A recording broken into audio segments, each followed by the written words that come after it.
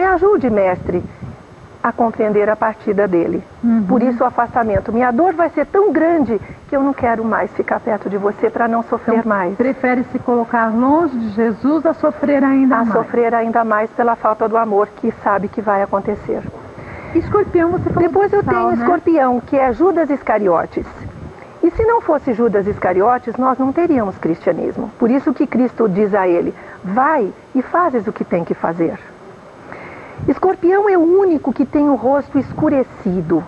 Sombreado aqui. Ele é bem escuro, que já é a representação do escondido, do camuflado, daquele que precisa se colocar na sombra. Ele tem o saquinho de dinheiro na mão. E quem detém o dinheiro, detém o poder. Por isso que a palavra plutocracia vem de Plutão, que rege Escorpião, que é o governo dos ricos. Então, quem detém o poder, detém o dinheiro também. Você não tem poder se você não tiver dinheiro. Faça isso por quê? Porque eu estou pagando. Porque eu estou mandando. Eu posso. Eu posso. E ele tem o saquinho de dinheiro na mão, ele tem o sal derramado na mesa. E a crendice dos antigos é que quando você derruba um sal, existe uma traição que vai se apresentar. Então aqui, Leonardo já mostra de fato quem era o traidor. Quem era o traidor. Agora, tem essa mãozinha aqui que eu já procurei tanto e não vejo de que corpo que ela é. Então, esta mãozinha com a faca é de Sagitário. Mas ele não está com o braço? Ele está com a mão assim. E a gente não entra na casa de ninguém com uma arma. Não. Principalmente nessa época, se a gente se reportar a essa época, não se entrava nem de sandálias, o que dirá de arma, não é? Mas Sagitário, que depois Pedro foi o representante da nossa igreja, ele diz assim, mestre, se vão te trair, eu vou te defender. Então ele é Pedro. Foi quem negou Cristo 3 vezes, mas foi o fundador da igreja. Por isso que Cristo diz, tu és Pedro, que vem de pedra, e sobre ti edificarei a minha fé. E ele dizia, você vai precisar de ajuda, mestre, se você vai ser traído. E por isso então eu venho com a faca. Porque se eu precisar, eu sou um cavalo, e o cavalo dá o coice. E é assim, eu tenho 2 patas do homem, e 4 patas do animal. E 6 patas, você não vai me trair. Há um tempo atrás, quando o filme do Leonardo foi um grande do Código da Vinci, a gente até ouviu muito falar sobre aqui o cálice sagrado, o útero na mulher. Isso é uma verdade para você, como astróloga, ou não? É uma verdade que aí já entra numa coisa de religião que eu acho que fica ruim a gente estar colocando. Pela astrologia, não. Pelo posicionamento de cada signo, não.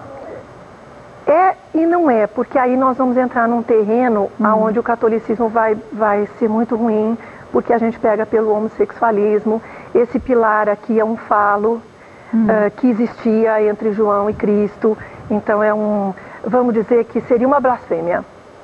Mas então tem uma indicação existe uma indicação de um posicionamento, sim, que o buraco é mais embaixo do que Madalena. A história é diferente. A história é muito diferente. Do que a gente imagina. É a mesma coisa que o descobrimento do Brasil. É bem parecido, né? É bem parecido. Uma coisa e a verdade, na verdade, é outra. Diferente. Mas é muito bonita a história. E eu acho que engrandece João e engrandece Cristo de uma forma absurda. Né? Eu sou católica? Não, eu sou cristã. Né? Amo Cristo em todos os momentos da minha vida. E eu acho que isso para mim, ele me engrandece. Tanto que ele é o único que tem as 2 mãos, uma para baixo, uma para cima. Eu dou e eu recebo. Por isso que a gente dá as mãos sempre assim, né? Mas sempre dando e de uma forma leve. Sempre de uma forma leve. Sempre de uma forma leve. Ele é o amor puro, né? Agora, então o Sagitário, só lembrando, então o Sagitário, ele tem a faca, porque se precisar eu vou te defender, Cristo. Mas o Sagitariano também é assim? Ele está sempre pronto para defender aquilo que ele acredita? O outro, ele nunca se defende, mas ele defende o outro. Mas ele, se precisar, ele é animalesco. Né? Ele tem uma agressividade nesse sentido. Ele tem uma agressividade nesse sentido, bem grande. Depois eu tenho André. E André é o par de Câncer. Então veja, Câncer diz assim, vem a mim. Então eu digo que Câncer toca violão. Depois eu tenho André. André troca piano. Você se afasta de mim. Então André é Capricórnio. É quem precisa ser frio, quem precisa ser duro, responsável, maduro. Capricórnio representa o auge do inverno, então representa a neve. Nossos cabelos brancos é Capricórnio. A geladeira é Capricórnio. Mas assim, é uma coisa distante.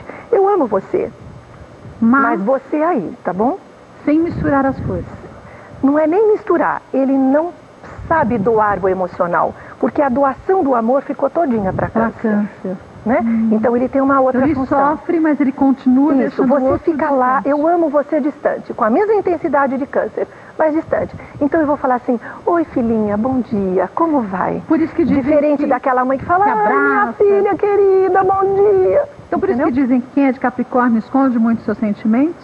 Precisa esconder, porque ele já está na distância. Mas ele tem medo de se entregar. É uma forma de sofrer. De proteção. É autoproteção. Ele tem medo do sofrimento, né? Então ele prefere a geladeira. Ele só não pode guardar na geladeira ressentimento e mágoa, né? Porque senão depois já viu, né? E é muito interessante. Nós estamos num momento do mundo...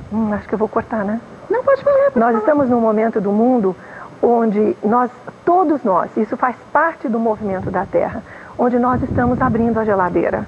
Nós estamos com um signo, com um planeta Plutão, foi rebaixado, mas continua planeta, o desígnio dele não tem nada a ver. Ele rege as profundezas e ele está entrando em Capricórnio e ele fez abrir a geladeira. Então todo ser humano está pondo para fora mágoas, ressentimentos, rancores, todas as nossas dores.